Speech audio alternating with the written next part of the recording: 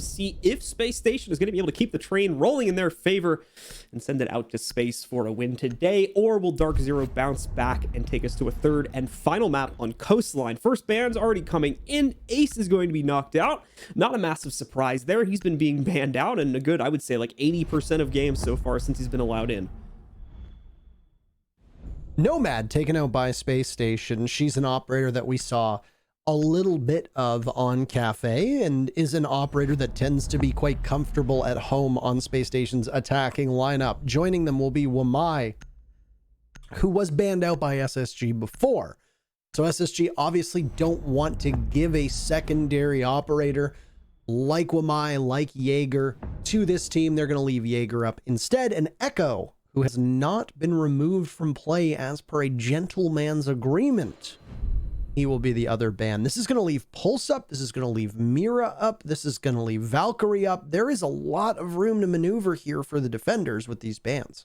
The Echo ban making perfect sense here too. We didn't really see it get used all that much by DZ themselves, and SSG was using it, I think, pretty much, if not every single round that they played on defense. There might have been one or two that they left it out back at the beginning, but they were bringing in a lot, so that would make sense. And as usual, the Wamai ban, this is another map where there's specific set positions where Wamai can set himself up this map, you know, like top main stairs and a couple other spots too, and he can set up himself up for a lot of success if he's not properly disturbed. So better to just get that out of the way and not have to deal with that. Same philosophy there as the previous map, and now we can see how all this pans out. Of course, we're heading right into the first round, and it is going to be an aviation game start for DarkZero, as they'll be on defense first this time.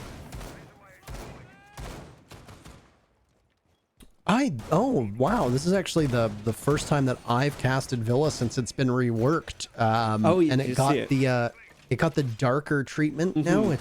It's not as bright orange. I think it's a lot easier to like spot out players and stuff like that is the main reason it was done. And it's oh yeah, absolutely. You had too many skins that blended into the background, and I think this is a very good change. Obviously, when you're in the server itself and playing around with it, you might find that it could be a tad too dark, which then becomes an issue with the darker skins that you'd see, like the black skin that comes out, which is the white noise, I think, is the one that was. I wouldn't know. Blood Orchid? I can't remember. One of them is a black skin. It's either white noise or Blood Orchid. But anyway, that could make it particularly tough here. And oh, we've got a little bit of early action. Blue, 20 seconds, and Mint sees one of his Goyo shields blow up in front of his very eyes. Sound like he took a little bit of damage as well, and he's at 30 HP, give or take. That's going to be a bullet or two for most of these guns, sometimes even just one bullet, depending on the operator. So he's still going to play in a pretty advanced position here, though. The good news is it generally isolates itself to be a headshot angle in a lot of fights, so he still might have a chance to get a frag off if he's got good positioning. His teammate's going to come in for assistance elsewhere on the map, though. That's Skies finding the first pick against Rampy. I believe through a top-down angle as well.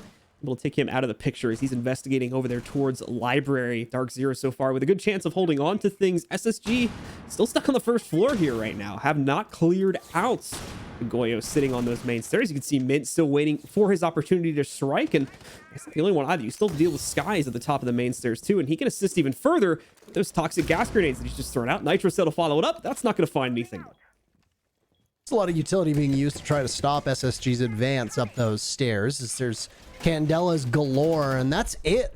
As I don't know that SSG have realized that they have all of this control, so they can continue to march unimpeded as we hit the halfway point of round number 1. Bosco's Candelas are gone, but a Toxic Canister and Nitro Cell were answered with from DarkZero. So both of these teams juggling what gadgetry they have at their disposal, secondary or primary. And it's going to make them all a little bit worse off when this execute comes in. DarkZero finds their very second kill. This time it's Fultz dying at the hands of Hyper, and then immediately a pocket Mira window will go up, allowing DarkZero a good vantage point into Aviator, into study. That's something, of course, that DarkZero necessarily, or SSG has to say, we're necessarily expecting you to deal with, but they're going to have to deal with it either way. Xkyrus to go on top of it here. Should take it out pretty quickly, deal with that issue, but at the same time, we're going to see a Nitro Cell thrown out, and some of the excess damage is enough to eliminate Bosco. Thinking Nade also taking some heavy damage from another fight over on the bookcase angle here. He gets brought down to right around 25. SSG just can't bargain for any fights that they can control here, and the worst part is DarkZero, now that they know they have such a huge mana advantage, they're not going to give them these fights anymore either, unless absolutely necessary here. Thinking Nade going to get chunked down by the shotgun right there from Skies. Canadian does find a response to that over towards Study, but it's a small gesture at this point. Considering we're down to 20 seconds, Canadian doesn't even have a lot of good intel at this point as to where any of the remaining 4 players are. Well, except for that one, of course. Sees the Maestro, can even see the barrel right now, with only 5 shots left. Just hoping that someone swings out so they can at least guarantee the 1-for-1 trade more than anything else at this point. As the round is gone, DarkZero are going to maintain solid control of aviation and games and take their first defensive round here on Villa.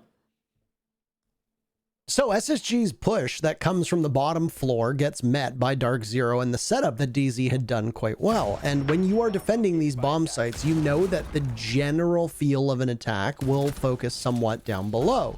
That is where a Sledge or a Zofia or a Buck will go. And as an operator that we talked about that has largely fallen off of the map in terms of pick rate, Buck still has quite a bit of use when it comes to attacking Aviator in games, because Sledge doesn't bring the same kind of vertical play down below. You can't throw the sledgehammer at the ceiling above you.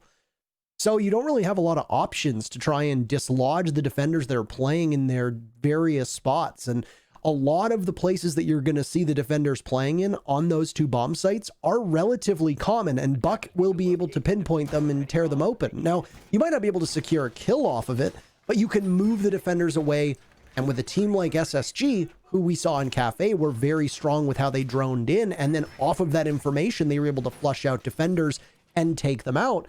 Buck is a very pivotal operator at doing just that, because not only do you have the drones working in that way, but also Buck's skeleton key is going to be tearing up the floor under those defenders.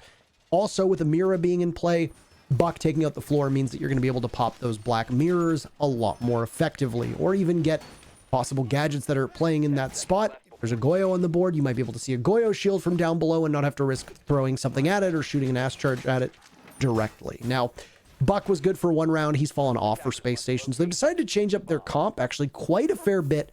I wonder if it's going to be spearheaded here by Thinking Nade on the Lion. It's a kitchen defense for DZ now and here in round number 2. Lion's seen quite a bit of use, I think, on this map, specifically when it comes to trying to stop or otherwise delay roamers trying to make plays against the big bulk of the attacking lineup, something where SSG got caught up by a little bit on that previous round. So hopefully this will give Thinking Nade an opportunity to circumvent that, if not freeze players in positions and allow for SSG to set up kills from that.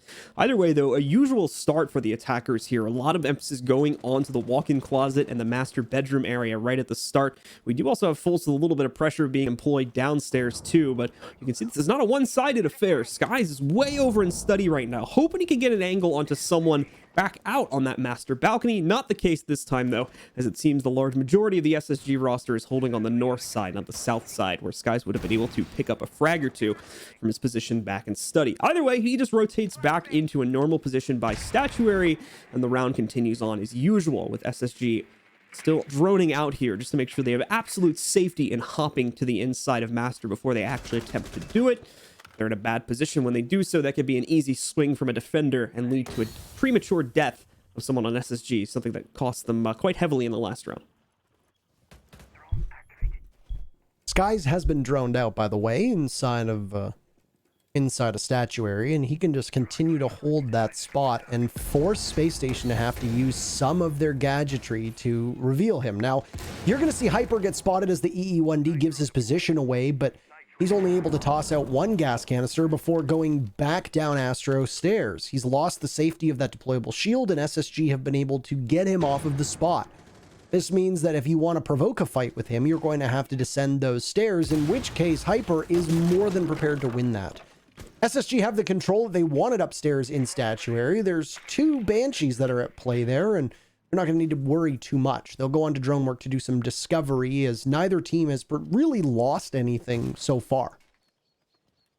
Attackers have located a bomb. Well, under a minute remaining, though, you now have to worry once again for the health of SSG's attack here, but thankfully, worry not for too long, as they are able to get a nice kill on a hot and cold. That's a lot of the intel game coming from the other side of the floorboards, now gone from DarkZero, but at the same time, well, time itself is getting low here, and doesn't seem to be too much of an issue for SSG.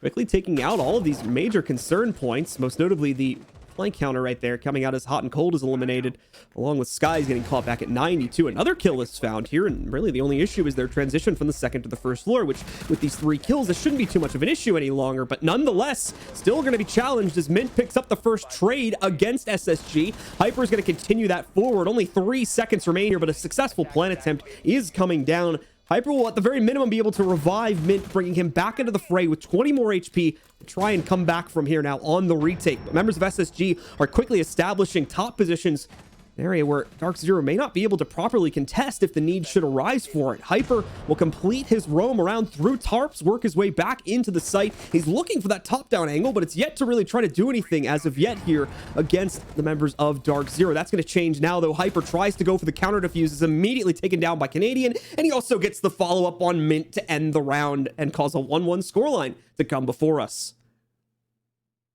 So SSG pushes Hyper off of that spot. They get Astro, they get statuary and trophy control. Then they use their drone work to find and pinpoint Skies and remove him from the play. What the problem was for DarkZero there was that they had conceded that entire top floor and they didn't try successfully. They didn't even try, period, let alone do so successfully to regain that top floor. Instead, I think the call from DarkZero was made was, let's give them that second floor, hope that we've used enough utility, hope that we've used enough of their drones, and then force them to commit to a plant where we can stop them in their tracks. The problem was that Spacestation's reign of terror on that second floor extended down below, a lot of that being quarterbacked by the Sledge, who was breaking open as much of the floor as possible, and they were able to capitalize on 2 separate players from DarkZero who weren't aware of that spot. Eclipse and Hot and Cold were not going to last too long, despite them playing down on that first floor. They get spotted from the second floor. And DZ's choice, conscious or otherwise, to not re-engage on that second floor ends up being a big part of their undoing. That left the remaining members of DarkZero far enough back where they were playing by bikes, they were playing by the kitchen door, and yes, they had the wall opened up, and it looked like Mint might have been able to make something happen as he picked up 1 kill, but you can plant in that part of the bomb site without being spotted from the angle that DZ was at. Barring a really nice nitro cell throw or chaining gas canisters together, DZ could not stop the plant from going down because it was a 2v3 and they didn't have top floor control. So all they could do was try to retake, and I think there was some hesitation on their part, and then they just ran out of time and ended up making mistakes and they got picked off. Also, the death of, I forget if it was Hyper that was on the Jaeger last round, but specifically whoever was on their Jaeger in the previous round, he didn't get taken down until very, very close to the execution point. I think that there was a lot of potentially false security that DarkZero had for themselves, the fact that they were assuming that that flank at 90 was going to be able to find a major impact, either in the rotate downstairs or in the attempt to take the site, with him being able to probably take out the player that was going to be holding up top in the post play and then kind of flip that role the other way around. Obviously, that didn't happen, and, you know, another issue that DarkZero's been dealing with here is by the time they realized the fact that that wasn't going to happen, they didn't really have time to rotate another player back up there and retake that position or try to just retake upstairs overall up until the very end of it when they just had to split their final 2 players. So some unfortunate turn of events there from DarkZero, and unfortunate timing on the loss of a few of their players makes that situation very, very hard to deal with and ultimately a lost round. Well, beyond that, though, we're into the 3rd round now, and the play is going to be a little bit different here. SSG, of course, having to deal with this very annoying top-down control that's going to be played out from back over in Aviation and Games. Looks like SSG is taking the route to try and ignore that as much as possible by pushing in and trying to plant through those 2 soft walls on either side of the fireplace and living room. This is an unorthodox bomb site for most teams as well. Seldom played, but oftentimes quite successful for the defenders because you don't have a large enough sample size on it, and the attackers don't have the strats often enough to be able to poke through whatever the defense sends at them. And with a team like DZ, they are very innovative on the way that they hold these bomb sites. So don't be too surprised if you see SSG collide with a brick wall. Now, the one thing that SSG has going in their favor, 2 things rather, is that A, the gas canisters for Eclipse are all gone and there's still a minute left. And 2 was the Ying that was in play, but Eclipse swings on up, realizing that he doesn't have the gas canisters, so he just needs to take the fight himself. It pays off big time. A refrag from Canadian, but a rough spot for Eclipse as he gets chased out of bikes before re-engaging, and the Lion will push on up. But you're going to have to really hurry now. He catches the Lion off guard, taken out, as action just continues with relentless fury. Some really good stuff there from Eclipse, but unfortunately no one else on DarkZero really stepping up to the plate in that round, now putting it down to this 1vx scenario, which is very quickly going to get closed out on by SSG. Great stuff from them. Great initiation to get into the site. It's always the hardest part of attacking the site, is getting past those two soft walls, and they do it without really struggling all that much. Like I said, Eclipse really their only obstacle there, is he's able to pick up 2 kills before he ends up going down. But without anyone else to successfully block off the main route of attack, SSG just swing right in, get their diffuser onto the ground, and close out without too much of a worry. I had speculated that we were going to see, what did I say? SSG run into a brick wall. Well, the problem is that when you're bringing a Ying and a Lion, there are a lot of annoying things that you need to deal with as a defending team that you might not have full ability to stop. And it's another 6th pick from SSG onto this Ying. And if they can clear out all the ADSs from Jaeger, well, Mai is staying banned so far in this matchup. There's going to be nothing to stop those Candelas from going off and causing maximum amounts of confusion and, well, also blindness, I suppose, under the bomb site. And the other thing, too, with SSG is that they are using the Lion and the Ying to flush out off-site control. And if they can do that without using too much of the gadgetry and squandering it, they can then turn it towards the bomb site where DZ tends to be a little bit more blocked in. SSG have now stitched together 2 rounds in a row and did so relatively convincingly, taking control of the periphery before pushing on in. Left Eclipse utility starved to try to take matters into his own hands, but SSG were just a little bit too fast, and Eclipse couldn't carry the team through that round. Back upstairs to Aviator and Games, as this was the very first bomb site that came out and is so far the only one that DZ has successfully defended. That is troubling for them because Villa tends to be among the most favorable maps to the defenders. And right now, if DarkZero can only count on this one bomb site, that means that they are more likely to lose the first half, which is so important that they don't do that, given that they are already trailing in terms of map count, and they lost their map of Cafe just before this. Yeah, certainly going to be a bad omen, especially if we don't see the follow-through come up on the site that was already won for themselves here. But DarkZero have got a pretty good track record when it comes to this site, had a pretty convincing win back on it in the first round, so hopefully they can rely on that same state of play to repeat those same successes again, although things are immediately going to be a little bit different as SSG is no longer going for the first to second floor clear with a little bit of pressure coming into study on the side. This is almost entirely going to be a master side clear for SSG right now, going north to south instead, looking to try and get control through these avenues. In fact, you can already see Fultz all the way through to top red stair and connector, and he's not alone either. Thinking nade on Thinking nade on the Lion right there, and a few other players are going to be grouping up with him over the next few seconds to take even further control here, moving all the way up to 90 now, and possibly trying to take out the weapons vault wall here over the next few seconds. Yeah, at least poking a hole in it here with the Hibana.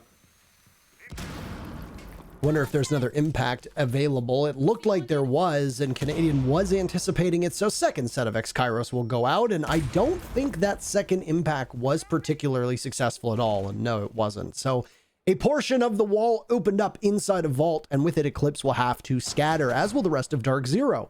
And while that Hibana opening may not be suitable for any of the members of Spacestation to march through, it is a loss of control of a very important artery into this defense for DarkZero. You cannot play with impunity inside a vault the same way you could before. Now they might lose a mirror window as well, as you can't really get any of those X-Kairos, and even a single one going off will mean that you surrender that part of the wall.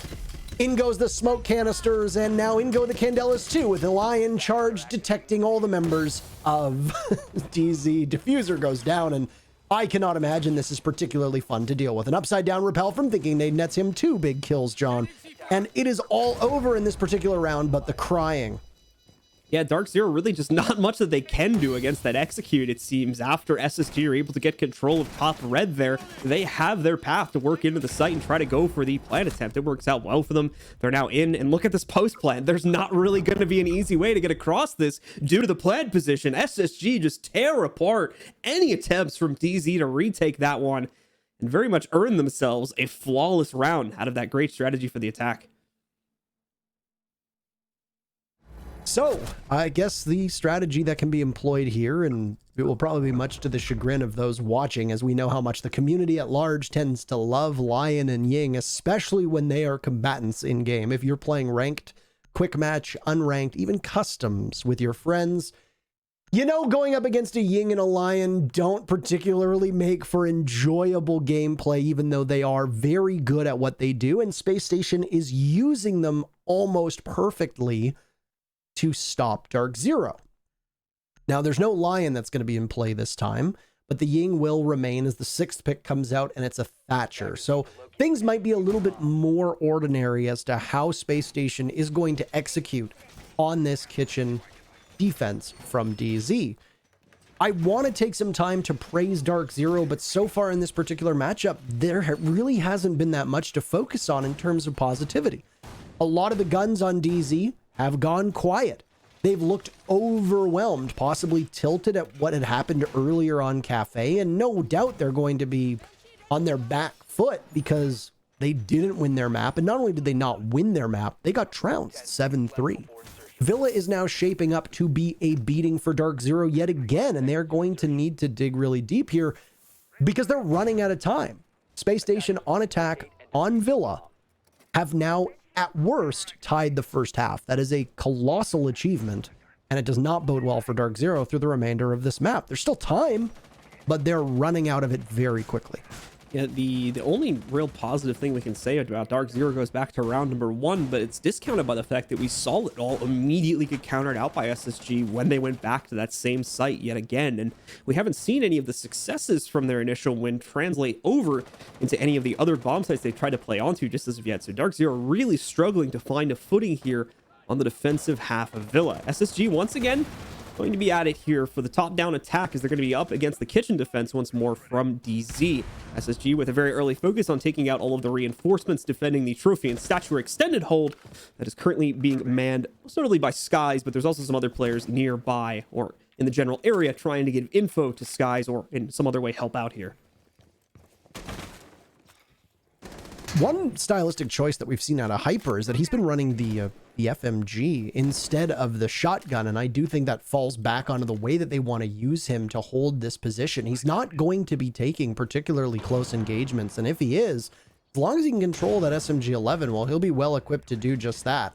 He'll get chain stunned, but at least he'll fight back, taking out Fultz, as SSG tried to push up an Astronomy and aren't capable of doing that. And Hyper behind this deployable shield with gas canisters in spades can at least hold SSG back for a considerable time. Only one canister remains, but there's an escape hatch there for Hyper as they throw 2 drones at him from SSG, and now another body is ready. But a call out made, and Eclipse will seize the opportunity, blowing Rampy sky high in bathroom.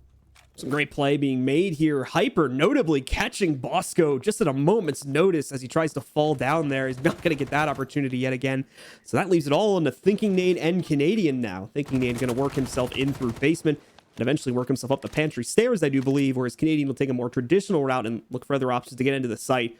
Beautiful hold, though, from DarkZero, knowing that SSG were more than likely going to play into that master push once again.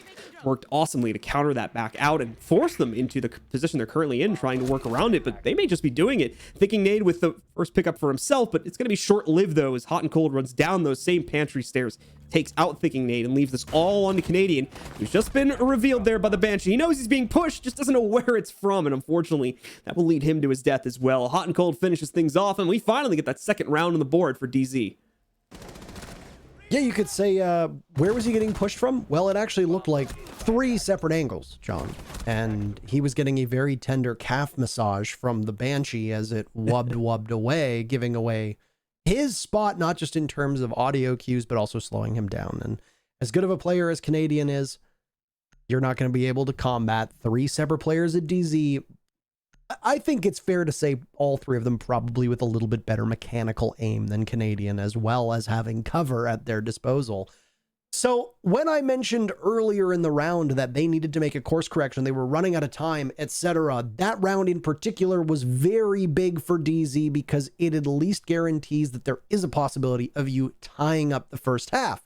You essentially reset the clock and you start out with both of you switching sides, DZ on attack, SSG on defense, back at 0-0. As both teams would be 3-3, you've essentially accomplished nothing. Neither team has accomplished anything. It's still a victory for SSG, I think, because they've taken 3 rounds here on attack on Villa. And they will have a favorable side after the split, but it's the best that DZ can hope for. Now, back up to Aviator Games we go. You mentioned that the lone bright spot before that round concluded was their successful defense on round number 1. DZ will have to replicate that. They didn't have the best time on this same Bob site just 2 rounds ago. Round number 4, they got flattened by a Ying Lion combo, thinking they'd on upside down repel, the smokes and candelas cutting off half of the bomb site, along with DZ being unable to rotate through Vault because of work that had been done earlier by the Hibana. DZ had nowhere to go, and they were essentially paralyzed in the bomb site, waiting for SSG to pull off the objective play, which they did. This time, if you look at SSG's lineup, they have the Ying, but they're not bringing the Lion, so they're going to be employing very different tricks this time, and I'm curious to see where Thinking Nate is going to post up. More importantly here for DarkZero will be if they're able to properly resist the initial push from SSG when it finally starts to roll. And it does look a lot more like what we saw to them from the first round right now, trying to take that first floor control and then eventually bargain their way up either main stairs or red to then take the site from there. Obviously the red push worked out way better for SSG, but the usual state of play is definitely going to lean over towards what they did back in round number 1 there. There's a very good chance that they get countered out here if they tried to do exactly what they just did back in round number 4, again here in round number 6. That might explain why the play is a little bit more hesitant this time from SSG, and we don't necessarily see them being kind of as gung-ho to repeat the same thing over towards Master there. One thing that I wanted to make mention of a couple rounds ago that I'm glad we're seeing right now is the Warden pick. Now, if you recall correctly, SSG was getting run over by E United with Grixer being on Ying way back in stage 1. And what did SSG do? They immediately ran a Warden to try and stop the Ying from being as potent as possible. It's taken DZ quite a while to bring out the operator. I think they were hoping to just try to play according to their setup and not have to break glass in case of emergency. But in this case, they break out the glasses and the glasses get broke. Womp womp. Rampy takes him out. Rampy was the very first casualty back in round number 1 through some of the holes that were opened up in the hallway. But Rampy's play from down below, he gets his revenge, and SSG has that opening pick. I don't even know if there was any soft destruction to do that either. That looks like a pretty impressive shot either way. We are going to see, well, first of all, guys, of course, with the audio bug, we'll work to fix that as soon as we can. But SSG looking to wrap themselves around bookcase corner now and start getting closer and closer to the site here. Destroy the reinforced shield, the Goyo shield, more notably. And this is going to force Mint and even Sky's back, or Clips, excuse me, back a little bit here, as they kind of sit back and wait for SSG to make the first move. There's going to be pressure on their window at 90 as well, which is another thing they're going to have to worry about. Another reason why they have to fall back further. Bosca's going to get dealt with, though, by Eclipse still holding that hallway angle. So no longer going to be a worry in that respect. But Rampy will trade this back, taking out the very same player, eliminating Eclipse, and now opening up much greater play capability for SSG to start swinging up the main stairs. Sky's only 2 bullets in that shotgun. He'll be hard pressed to hit his target, so a lot will be hinged upon the Jaeger, who gets flashed ever so slightly. Sky's with 1, putting those bullets to good use. He'll take down Rampy. Plant coming in from Canadian. They'll need to stop him. Hot and cold covered by Thinking Nade, so you're going to have to try to get the Hibana down. Thinking Nade dusted Canadian, taking damage, but the objective play is sound. They'll have to get to it as quickly as they can. Playing inside a study, down goes Canadian, and Fultz will need to wrap around the back of the bomb site. Just as he does so, he takes Skies down to 1 HP, but they've doubled up on him. DarkZero know they've got a clock working with. 26 seconds, 25 seconds. Can they finish him off? He's on the ground, and Fultz doesn't check it. What a miraculous clutch from DarkZero as Skies, the absolute rat. He's on the ground, and he plays it beautifully to tie things up. And we will hit the reset button at the half. Both teams 3-3. So the problem, right there front you go. Center. Nice. There we Move go. your head back a bit too. Just give I'm it the sure full people stage. probably want to hear from it and not me anyway. So Come up with a computer voice for next time.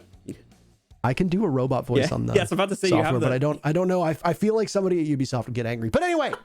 We're back in the game, John, and it's going to be SSG on defense. They're going to go downstairs to the unorthodox bomb site, living room library. I would have given you the robot voice. I just don't have one set up right now. So Either way, yeah, living room library is where we're going to work our way into here. This is a site that, as you were mentioning, is very much an off-site, and to this day, I think remains so, but it's starting to change. We're starting to see this one, especially in North America, used by teams more and more, and oftentimes we're seeing here in the case of SSG, being used as a first pick to go right into their defensive half with. So a lot of teams starting to favor this one, starting to see the kind of variety of play you can make, especially with the strength of the aviation games hole that usually comes with this site and how hard that is for some attacking teams to get past. This can oftentimes be a really good starting point for the defenders, and SSG are hoping to make it so on this round. And the sound has returned, by the way, Nice. in a defensive setup. Nice. We're no longer muted. Yes, that's correct.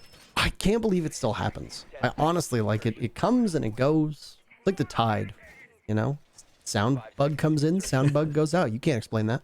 And the clash bug comes back sometimes with that. So Yeah, it's just it returns. And then Bikini Body gets to parade himself around Twitter and his love of Clash.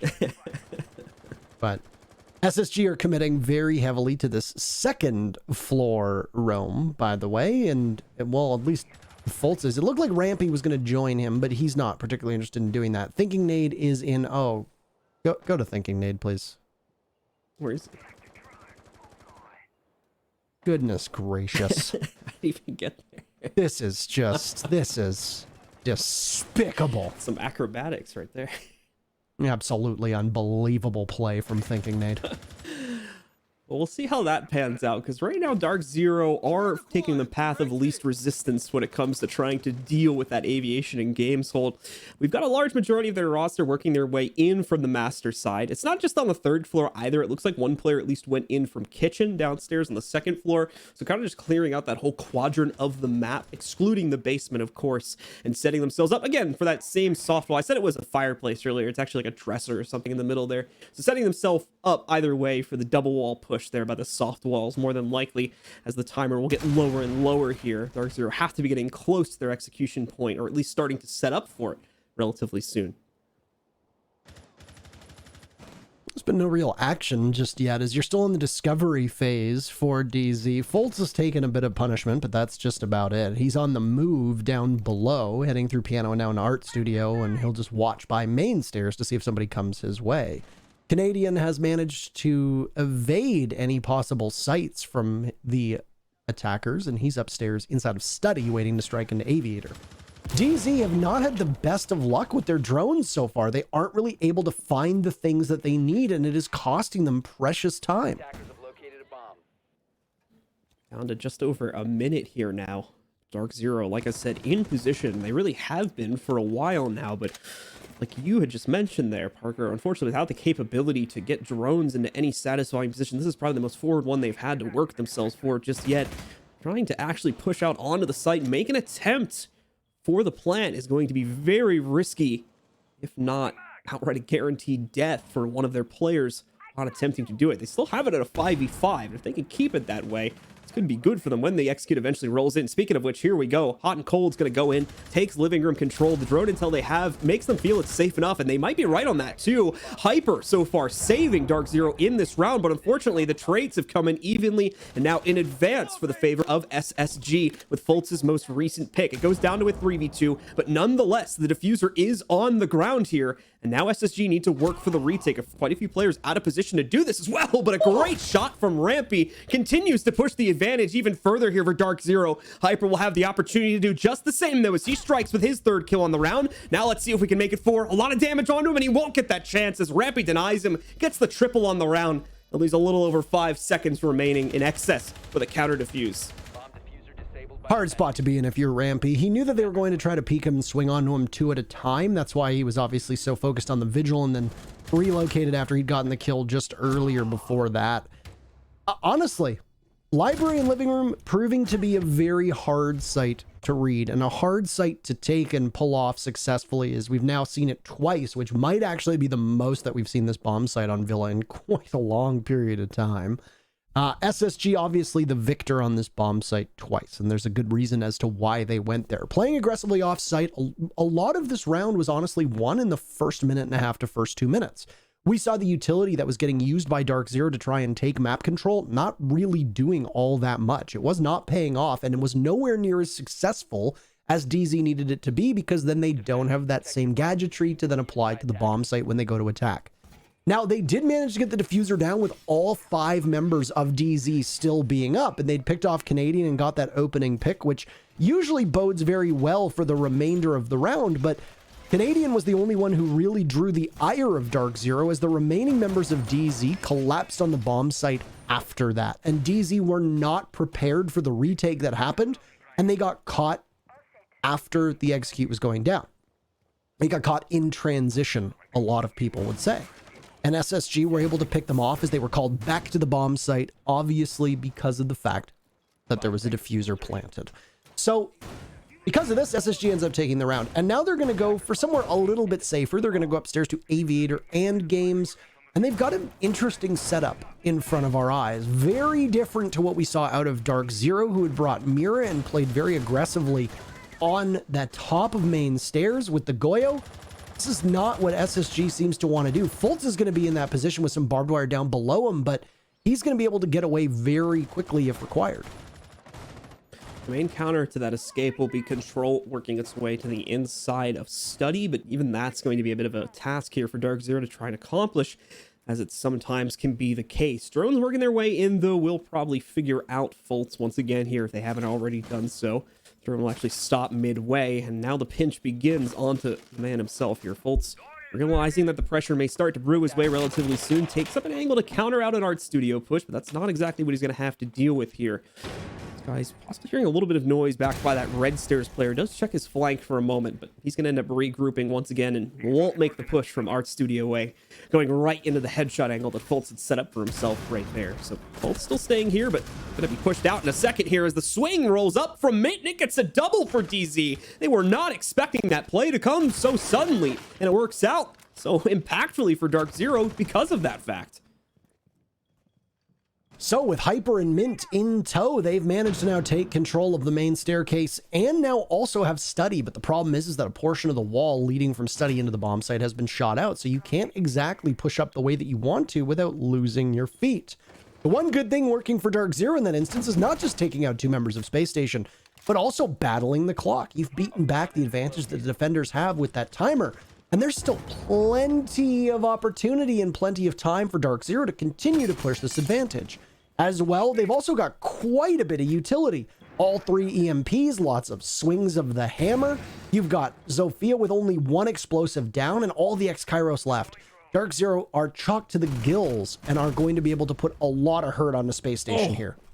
Even worse as well is going to be Canadian now getting caught on the flank. Seemed like he would have had 1 or 2 of the players from DarkZero dead to rights, but panicked when actually getting pushed into the fight there.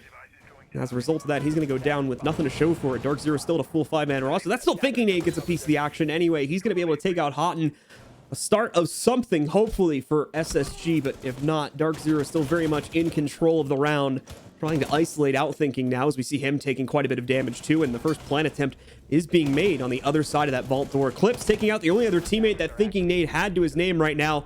As he gets lower and lower on the Alda ammo, he's just going to get lower and lower on health and eventually get taken out by Eclipse here as DZ take control of a very, very solid attack. Yeah, that first push honestly knocked SSG off course very, very hard. And you lose control of the top of main stairs, you lose control of classical hallway. You don't have somebody who can then potentially make their way back in on a late flank through Study. You don't have somebody who can drop through the hatch or drop through another staircase and try to flank up the stairs when they're least expecting it. Maybe even over towards red stairs or over from the trophy statuary side. Maybe even try to take 90 if you really feel particularly brazen. It's just 2 very important chess pieces that are not available for you that can cover an awful lot of the board. And with that, not only are you incapable of trading out effectively, which DarkZero is very well aware of, and when they go to structure their attack with all that utility left, they're going to be able to whittle you down 1 by 1, but you will need to swing on the remaining opponents. That's why we saw DZ take those fights. It's why we saw Canadian flank downstairs with the Vector in hand to try to knock DZ off course. that you have to go for desperation plays when you are down 1 or 2 bodies and there's 40 seconds remaining. Because if you don't, you are just going to die inside of the bomb site. SSG is very well aware of this. They tried to make it work. Canadian missed his shots. There's no way around it. He gets punished at the bottom of the stairs, and the advantage for DZ grows while they still have utility, and there's nobody from Space Station to stop a default plant from going down without dying. So DarkZero now will have to attack onto Kitchen, as SSG is not sticking to any bomb site more than once. This will be their 3rd site. They were successful on Library. They did not make it upstairs. So I presume no matter what happens here, we'll probably see Aviator games next. Let's take a look and see, of course, how their kitchen defense goes. SSG still exactly what you'd expect for this type of a hold here. Canadian is going to be the player to look towards once again for trying to fend off any master push to try and take top-down control. It's actually not a huge active setup, it looks like, on the 3rd floor, though, to prevent any access for DarkZero, and that seems to have been a pretty smart move when you consider that there's not much of an emphasis on the 3rd floor take for DarkZero currently either here. Really only one player working their way up there. Other than that, everything is being focused either on the basement take or the site take itself. See Hyper most notably working on the pantry stairs windows right now, trying to see if he can fish anybody out from SSG and get himself an early duel, but definitely not looking like that's going to be the case here, as the members of SSG also continue to shuffle around from the inside of the site. First minute of the round just having gone by here. Also going to have Bosco probably setting himself up for a nitro cell toss later on, now that he's heard the laundry barricade getting open there, so he can expect some action to potentially come his way. This will be tough to hold for Space Station as they lose that pantry wall, and Mint will hole up in that position, and he can do some significant damage if he decides to break forward. Additionally, Bosco has been spotted out by a drone, and he wasn't aware of that. And he's inside of the bomb site with very limited protection right now, playing off of the A-bomb chassis. He can watch 2 separate angles from that spot, 3 technically, but his focus is going to be on laundry, as you talked about, and over towards pantry. Hot and cold gets finished off by Fultz as SSG are taking control of the kill feed. 1 for Mint and Hyper in on it too, but Hyper goes down, thinking they'd traded out by Mint, who gets dropped himself. It's a fracas inside of the bomb site, leaving Skies versus Canadian and Rampy. So Skies will have to find one, but the Silhouette's eluding him for now. He's inside of the bomb site with no diffuser in his hands. Outside, SSG going for the runaround, and the diffuser will need to be picked back up. 45 seconds left for Skies to get this plant off, and that's exactly what he'll do. Sky's hoping he can get the free win right there against either Rampy or Canadian on the rotate outside. Nitro Cell's chucked. It's way too early, though, unfortunately, as it's not going to get deep enough into Kitchen to deal any real damage to Skies. Sky's actually given a lot of time to set up for a post plan. He's got a really good idea about the swing about to come his way. That doesn't mean he can win it, though, as Rampy shuts down Skies, prevents the clutch, and more importantly, puts SSG back in a leading position now at 5-4. Rampy very happy about that kill. And indeed is going to put SSG that much closer to a win in the series as well. Only 2 more rounds away from that after just winning this round here. Skies had no chance on that whatsoever. He got absolutely pulverized by Rampy on the swing towards pantry, and Skies was as good as dead. Well played by Skies, played as probably to the best that he could have. When you find your entire team trading out around you and you don't have the opportunity to refrag, what do you have to do? Well, try to get a kill as best as you can. When I believe it was Rampy who went for the long jog outside, his position given away, and Skies thought that he might be hopping on into bikes, but he didn't. So Skies goes for the diffuser, plants with a brick wall behind him, knowing that he's not in any particular danger. And unless somebody crouch walks up on him, he's going to be able to hear them coming from a mile away. That's, of course, ignoring the fact that there may have been a flank drone position somewhere by DarkZero. Skies knows how the advance is going to come from SSG as they try to retake into Kitchen, where that diffuser is, and Rampy hits an absolutely miraculous shot to win it. That, of course, ignoring the fact that DZ's strategy was to try to take through pantry, command Kitchen, and then box out the members of SSG. They had set themselves up to possibly try for a default plant over by laundry, but there was a much stronger defense from SSG focused in that part of the bomb site. So go for where it's weaker. Go for Kitchen. You've opened up the pantry wall already. You just need to watch the doorway that leads out to the hallway, and maybe a cross that could come in through the kitchen doors leading into the secondary bomb site. SSG was ready for it, though, and they pivoted after watching laundry. They met firepower with firepower, whittled the numbers down, and Skies, with his best efforts, couldn't lock up the round. All right, guys, so into round 10, DZ looking to tie up the game once again and keep this match that much closer to a 3rd map Obviously, we're going to see some early action on those pantry stairs yet again. Got some roaming presence here for the defenders as well, with Rampy along with one more. I think that's Thinking Name on the left side of the screen there, helping out with the assistance here. Indeed it is. Thank you, Mr. Observer. And checking out and hopefully trying to kill any of the members from DZ that will look to try and take control here early on. Aside from that, though, the hold from SSG is going to be focused mainly on the upstairs area, closer to the site, and trying to kind of delay there anything at all. Away from that, DarkZero has a lot of presence working its way in from the south side of the building too. I think there's a couple players trying to work their way in from there. The main bulk of the fighting is going to be going on here in Kitchen. These are the important fights, and we do see another member from DZ adding themselves to this as well. Skies all the way in living room already, trying to possibly either get the flank off onto Rampy here, or of course just force them back through that avenue there, which is going to be successful. Rampy goes down to under 25 and has to go all the way down to the basement. Canadian trading out some of his life to take out Eclipse, and down goes the Thatcher. Thatcher obviously could be quite important at shaking off any denial that would be present on any of the walls into the bomb site. You can see Thinking Nade with the mute jammers in hand would do just that. He has all of them down, so this could be particularly challenging for DarkZero to get that wall open unless they post somebody up underneath it. A ping on the Canadian as his position is given away. Tracers will reveal his spot, and he's able to do some damage to Skies, but it's SSG to just absolutely clobber DarkZero. They are looking to put this one away, and it's all on the shoulders of Hot and Cold, with match point very much possible for SSG.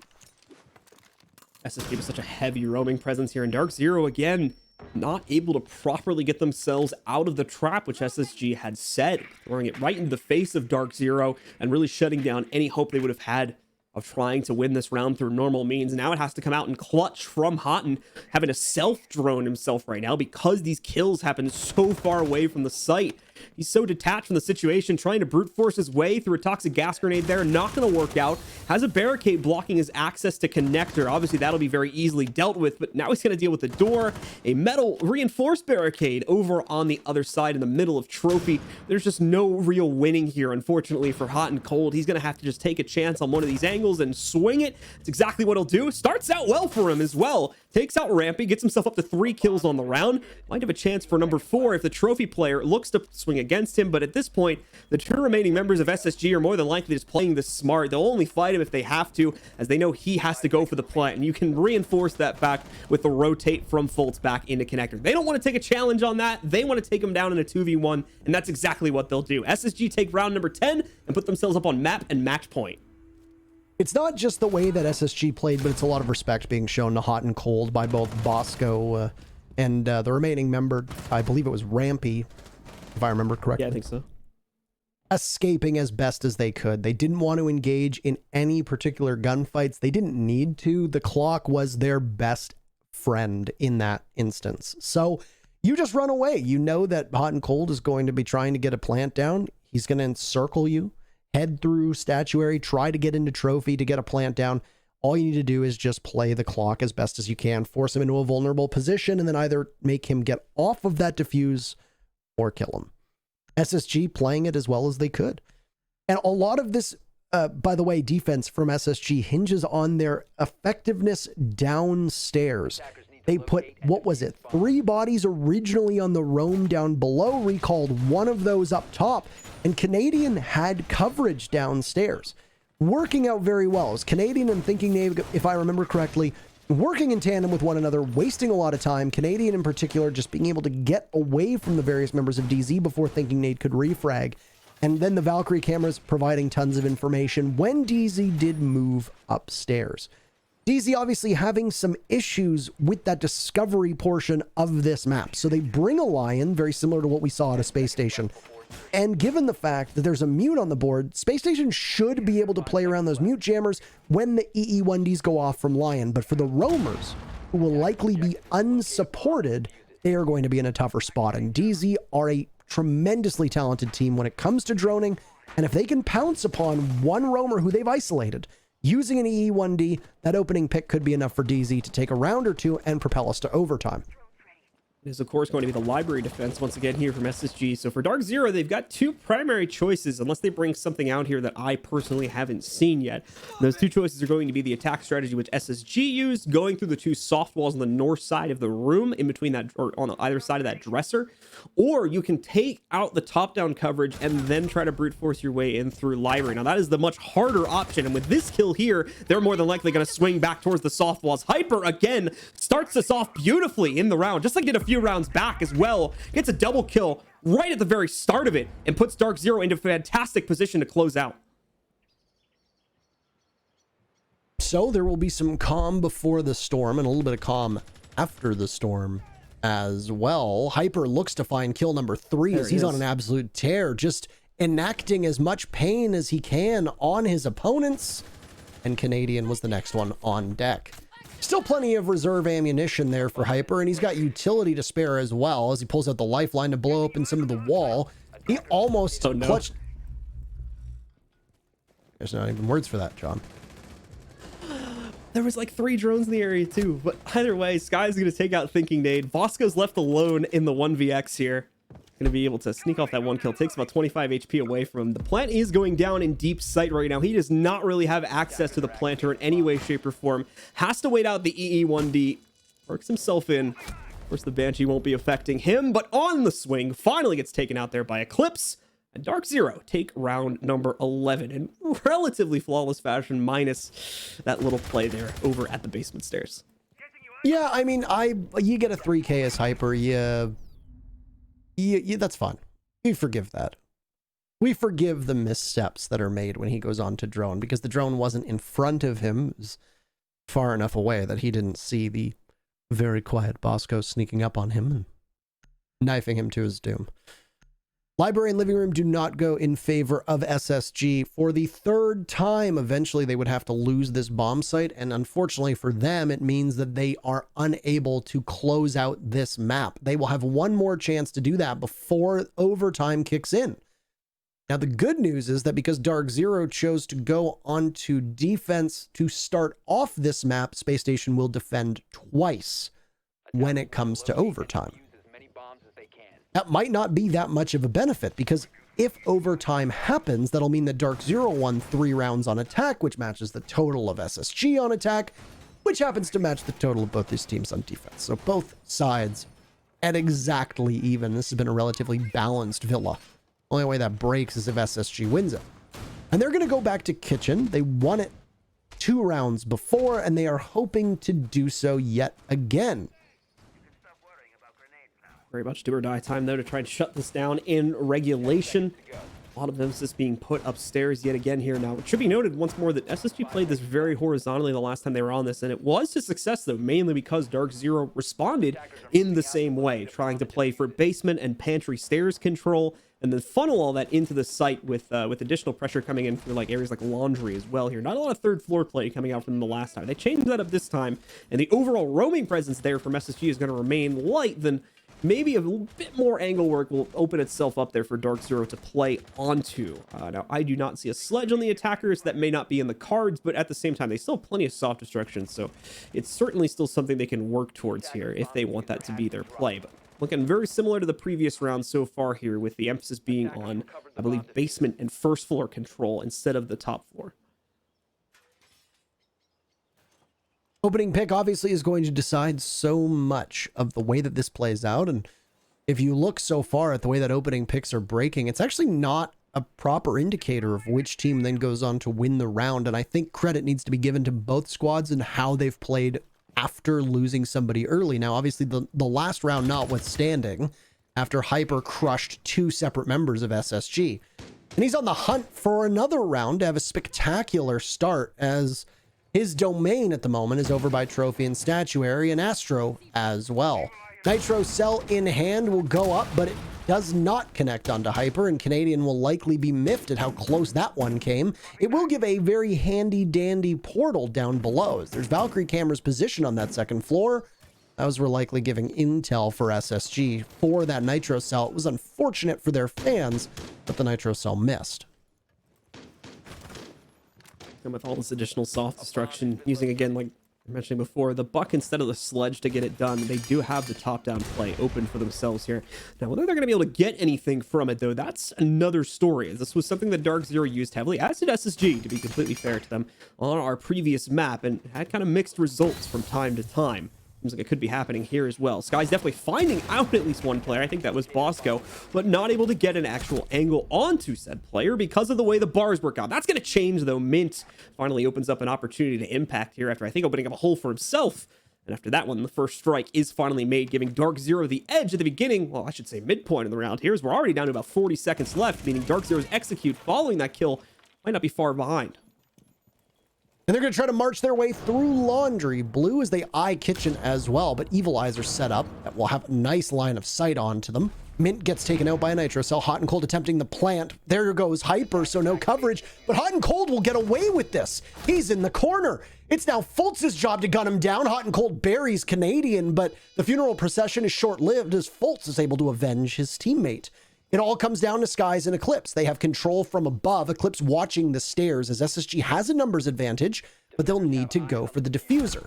Sky shrewdly playing this hatch, and I don't think anybody sees it. No! It's a take upstairs from Thinking Nade, and Fultz will now fall onto the diffuser. A missed opportunity from Eclipse. As Fultz is halfway through, he's going to stick it.